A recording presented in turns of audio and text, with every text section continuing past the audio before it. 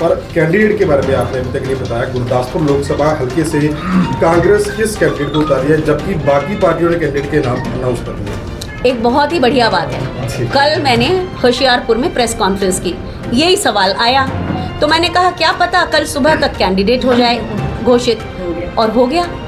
तो मैं आपको यही कह के जा रही हूँ, हो सकता है आज शाम की चाय आप पियेंगे, उसके बाद कैंडिडेट की घोषणा हो जाए। तो बिल्कुल चिंता नहीं करिए, 1 जून को चुनाव है, हम 30 अप्रैल के पहले या हो सकता है कल सुबह तक सारे कैंडिडेट्स की घोषणा कर दें। रोशनी, युवा रोशनी एक योजना होगी जिसमें 5,000 करोड़ का स्टार्टअप फंड होगा, और जो लोग 40 साल तक हैं वो इसमें से फायदा उठा सकते हैं, उनको ये मिलेगा।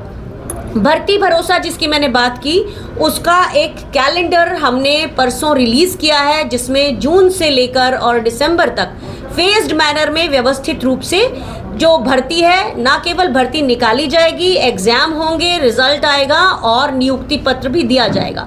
तो उसका हमने एक गारंटी का वो निकाल दिया है ऑलरेडी।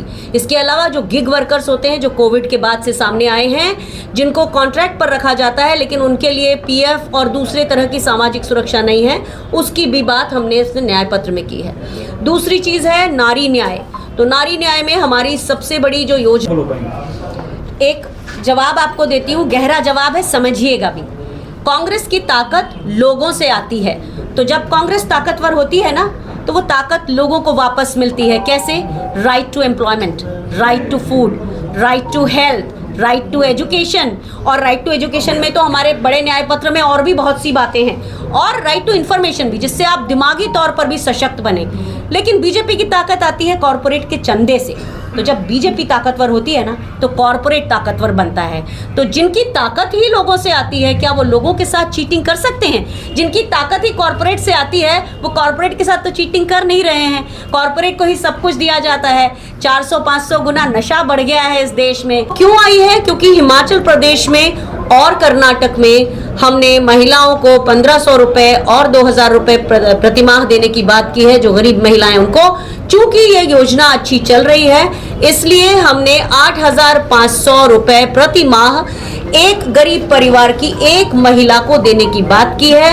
मान लिया उस महिला का किसी कारण से निधन हो जाता है, तो परिवार के सबसे बुजुर्ग को ये दिया जाएगा। और इसका कारण ये है कि अगर महिलाओं के हाथ में पैसे आएंगे तो अर्थव्यवस्था में खर्च होगा और अर्थव्यवस्था का पहिया घूमेगा।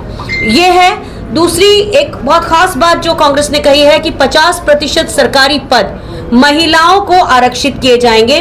और उसका एक उदाहरण मैं आपको अपने आप में दे दूं। मेरा नाम विंग कमांडर अनुमा आचार्य है। मैं इंडियन एयरफोर्स के पहले लॉजिस्टिक्स ऑफिसर्स के बैच से आती हूं, और 1992 में हमारी सरकार ने कहा था कि हम महिलाओं को पेंशन का अधिकार देंगे। लेकिन अटल बिहारी वाजपेयी की सरकार जब 2004 में आई, तो उन्होंने पेंशन का अधिकार नॉर्मल लोगों का भी छीन लिया, और महिला अधिकारियों को भी जो दिया गया था उसे खत्म कर दिया। तो जब यूपीए की सरकार आ चुकी थी 2004 में, तो सरकार आते ही उन्हें नहीं पता चला, पर जब महिला अधिकारियों ने आवाज उठाई और हमने वो court case Delhi high court में 2010 में जीता, तो उसके बाद जबकि हमारी सेनाएं सुप्रीम कोर्ट में जा रही थी, लेकिन उस समय हम 23 महिला अधिकारी राहुल गांधी जी से मिले, और उन्होंने श्री AK एंटनी जी से बात करके वायुसेना की महिला अधिकारियों को पेंशन का अधिकार 2010 में दिया था।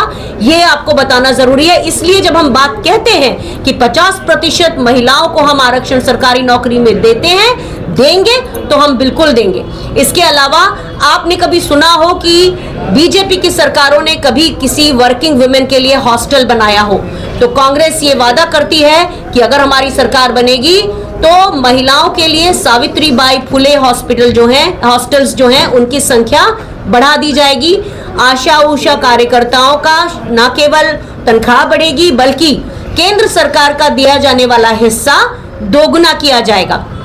हर गांव पंचायत में एक अधिकार मैत्री होगी, जो महिलाओं को ये बताएगी कि उनके अधिकार क्या हैं, क्योंकि कई बार महिला पुलिस भी उनके साथ क्रूर हो जाती है, उनकी भाषा खराब हो जाती है। तो ये अधिकार मैत्री उस तरह से एक उनको लीगल एडवाइस देगी। इसके बाद आता है किसानों का अधिकार, जिसके लिए हमने बहुत बड़ी बातें न केवल की हैं, जैसे हमने कहा है कि स्वामीनाथन आयोग के हिसाब से MSP का कानून बनेगा, और CSCP को भी हम एक कानूनी अंग बनाएंगे, ये भी हमने बात कही है। इसके अलावा किसानों को जीएसटी फ्री खेती करने का अधिकार होगा, यानी कि आज जो 4% से लेकर 28% तक जीएसटी लगाई जाती है, कहीं पेस्टिसाइड पे, कहीं ट्रैक्टर के इक्विपमेंट पर, कहीं खाद पर, इस सब को कांग्रेस की सरकार खत्म करेगी।